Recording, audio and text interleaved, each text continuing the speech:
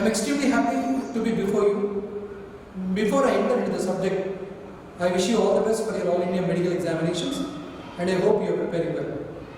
When you look at the subject chemistry for your medical entrance examination, entire chemistry is classified into three categories: physical chemistry, inorganic chemistry, organic chemistry. As all of you know, chemistry consists of 45 questions. When we analyze the papers of 2017-18 approximately, from physical chemistry the number of questions are 19, from inorganic questions are 14, and from organic are 12. When you take other subjects, chemistry is one of the easy subjects. Easy doesn't mean that easy, but little bit of your comfort, little bit of your concept with a little bit of understanding and a proper analysis and preparation will definitely help you to get your medical seat in the first attempt. In this particular video, we will be talking about one important concept, which is not one domain, which is interdisciplinary subject. It is a chapter which will be talking about the relation between electricity and chemistry. So the topic which I will be talking today is about electrochemistry. The video will be about 10 to 15 minutes. In this, objective number 1, we will understand what is electrochemistry, what are the objectives of electrochemistry, what are the applications of electrochemistry, and then we will also understand what is electrolysis and other foundation, and we will also talk about Faraday's first law with an example. This is the entire presentation all about. I hope you will enjoy. When you look at electrochemistry applications, all the batteries, all the fuel cells, they are the best examples of electrochemistry. When you look at any battery or a fuel cell, they are energy efficient and with minimum pollution. And when you talk about any oxidation redox reaction, they are the best examples of electrochemistry. And forget about chemistry, even human body, the way I think, the way you think, when you get anger, when you get depression, when you are happy, there is electric connection which happens between us. This human system will also work on electrochemistry. Now before proceeding further, let me talk something about electrolysis. Friends, if you look at the word electrolysis,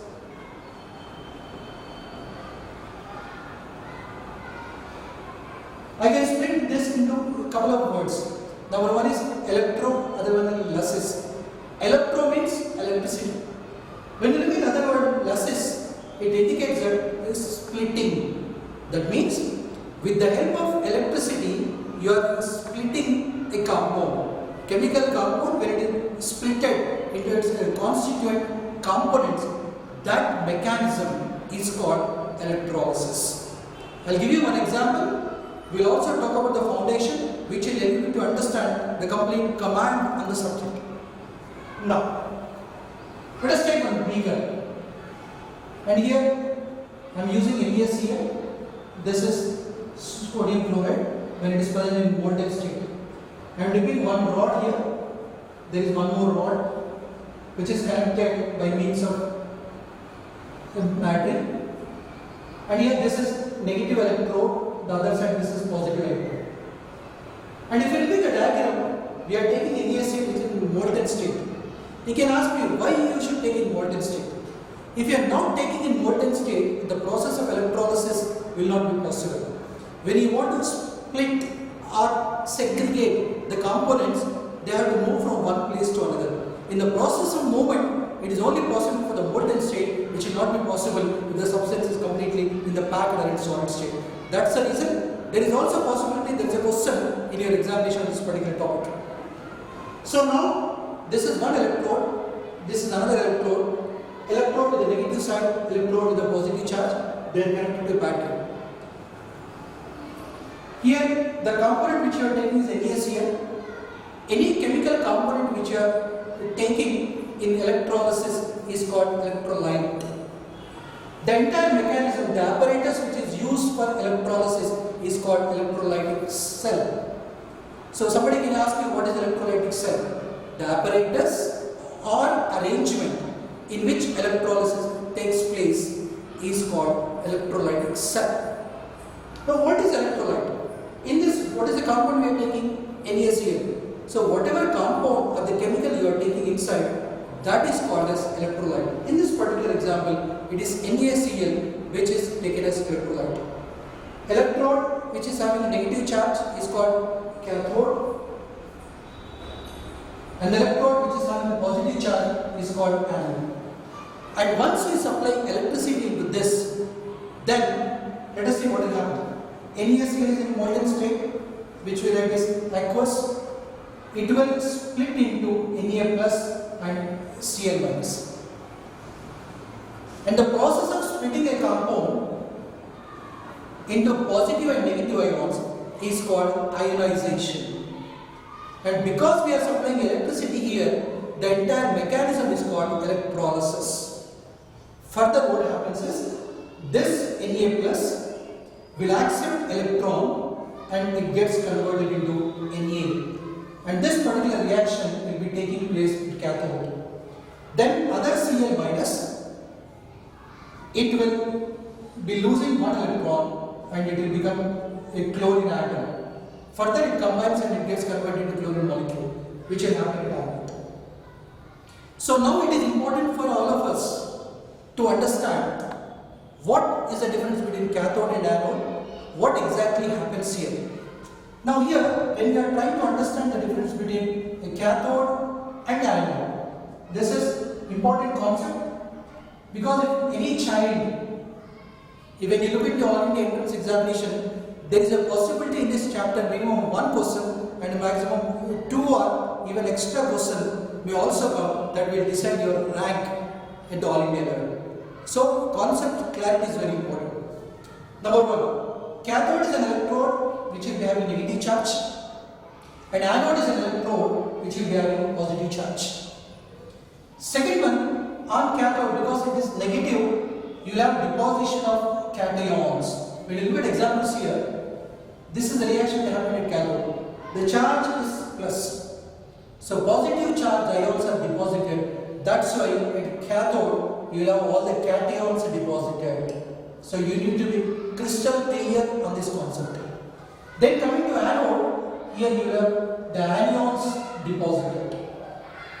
Then next one, if you observe oxidation number here is plus 1, your oxidation number will be 0. So from plus 1 to 0, the number decreased. Whenever there is a decrease in the oxidation number, that mechanism is called reduction. And when you look at the other one, this is minus, this is 0. So the number, oxidation number increased. Whenever there is increase in the oxidation number, it is called oxidation. And children, these are all the important differences between a cathode and anode when you are talking about electrochemistry. Children, up to now, I think you understood the difference between what happens in electrolysis at cathode and anode. These are all important concepts. Moving down, if you are looking at electrolysis, we have a scientist called Mr. Faraday.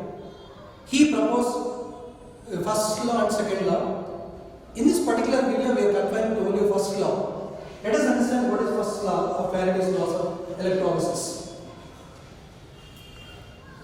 I'll give you some diagrams so that you will understand easily.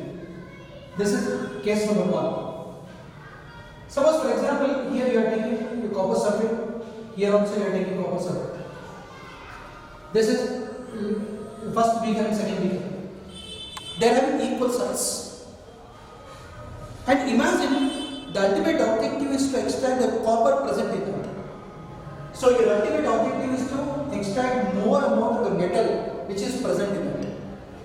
Here, for example, I am sending 25 amperes of current. Here I am sending 45 amperes of current. In which condition the amount of the metal deposited will be more, whether time is almost all same. Obviously, it will be in the second case. So with this, he has concluded that the amount of the metal deposited or acquired or obtained is directly proportional to the amount of the current passed. That means when you increase the current, the amount of the metal will also increase. When you decrease the current, the amount of the metal will also decrease. This is first point. Second condition. So let us take here also we are taking only 25 amperes, here also 25 amperes. Current is same. I am talking about second case. In the second case, current is same. But here I am making this for 5 minutes, this is for 1.5 minutes. So in which case or in which condition the amount of the metal will be more? Is it 1.5 minutes or 5 minutes? Obviously, it will be in the first case, that is for 5 minutes. When you are taking a number of beakers, or for our understanding, 2 beakers, when the current is the same, if the time is increased, automatically the amount of the metal acquired or deposited will also increase. So depending on this, M is directly proportional to T. This is number 2. So when you combine both of them, according to physics or mathematics, M is proportional to IT. So M is equal to ZIT. It is called as a Faraday's first law of electrolysis.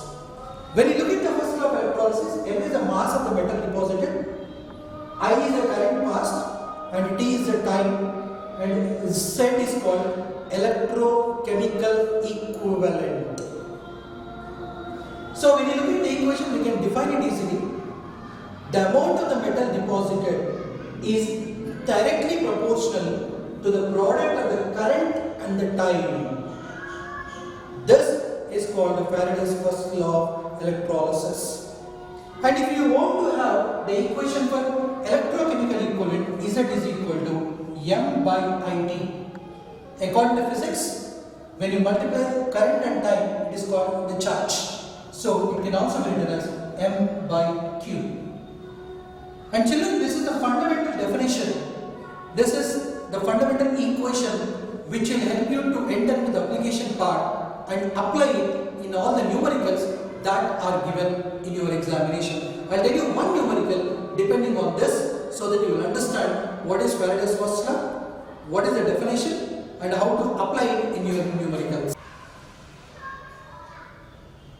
If we look at the example, which is an application of the Faraday's first law, which I have been talking. First, let us observe what is the given data.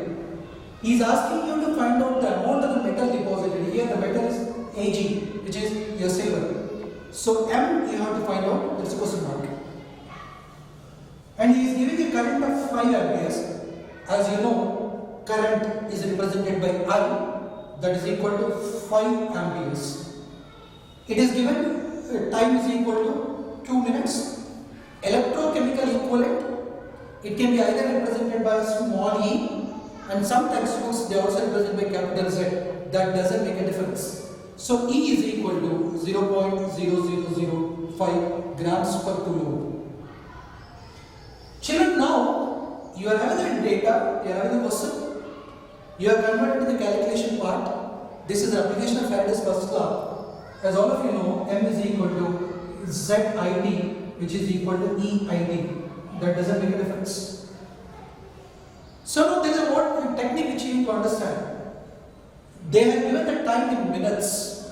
It is important for you to convert that minutes into seconds. Otherwise your answer will be wrong. You think that you have done correct, but finally when you see the results are something different. So these are all small errors which you need to take care when you are talking about an entrance examination. That is equal to, as you know, 1 minute is equal to 60 seconds. So 2 into 60 is equal to 120 seconds. Now when you substitute, M is equal to, this is 0.0005 into current is 5 into 120. When you calculate, this is equal to 0.3 grams. You can simplify, it's a simple simplification. You can simplify the final metal which is deposited is equal to 0.3. So your answer is 0.3 grams. And children, there is one more important information. Your answer is in grams. If in the examination, if the examiner also has given grams you can directly identify the option and pick it out.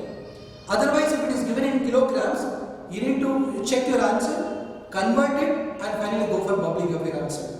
That is what something important that makes a difference in calculation and examination approach. And finally, when we look into the application part of electrochemistry, it is used especially in the extraction of the metals. You might have observed the preparation of hydrogen, F2, Cl2, oxygen or sodium hydroxide. These are all the predominant applications of electrochemistry. Up to now, we understood what is electrochemistry. It's an interdisciplinary subject which will help you to understand oxidation reduction, and we also understood what is electrolysis, and we also understood the first law of Faraday. We have taken one example. I hope all of you enjoyed this, and we will continue further topics in the next videos. I wish you all the best, and I hope that you will get your medical entrance examination in the first examination. Wish you all the best. Good luck.